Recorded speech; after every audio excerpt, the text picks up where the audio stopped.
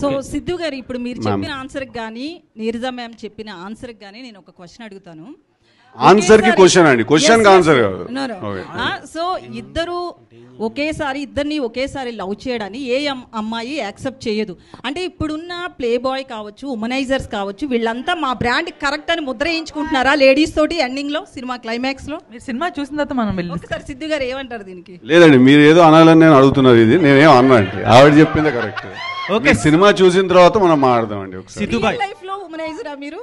ఏంటండి real life లో ఇద్దరిని ఒకేసారి లవ్ చేయడం కావచ్చు, అట్లా ఎప్పుడన్నా చేశారా టీనేజ్ నుంచి? ఇది నా సినిమా గురించి ఇంటర్వ్యూ అండి, నా పర్సనల్ ఇంటర్వ్యూ అండి ఇది. ఓకే సిద్ధు గారు, నాకు పర్సనల్ గా నాకు ఏమనిపిస్తుంది అంటే, జస్ట్ బికాస్ మైక్ పట్టుకొని మన చేతిలో మైక్ ఉందనో, లేకపోతే హీరో అక్కడ కూర్చుని ఉన్నాడో, లేకపోతే ఎవరైనా ఉన్నాడేమో, మేము ఆన్సరబుల్ పొజిషన్ లో ఉన్నాం కదా అని చెప్పి అలా అనేయడం కరెక్ట్ కాదు. That's not right. ఇంకా అది వాళ్ళు రియలైజ్ అవ్వాలి. బికాస్ ఎవరైతే నన్ను క్వశ్చన్ అడిగారో నాకు తెలియదు. జస్ట్ 5 minutes ముందు నన్ను ఇంటర్వ్యూ కోసం రిక్వెస్ట్ చేశారు. సడన్ గా వచ్చి పట్టుకుని మైక్ పట్టుకునేసరికి పద్ధతి మారింది.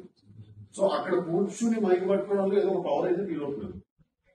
ఇక్కడ ఉన్నాడు, సినిమా ఉంది, ఇప్పుడు ఇతను కరెక్ట్ గా సమాధానం చెప్పకపోయినా, ఏం చేయకపోయినా, cinema release producer double bed తీసిన సినిమా, ఇదంతా కూడా ఒక big thing at stake, right? So అదేదో ఒకటి జరుగుతుంది, but that's not healthy. That's not healthy at all.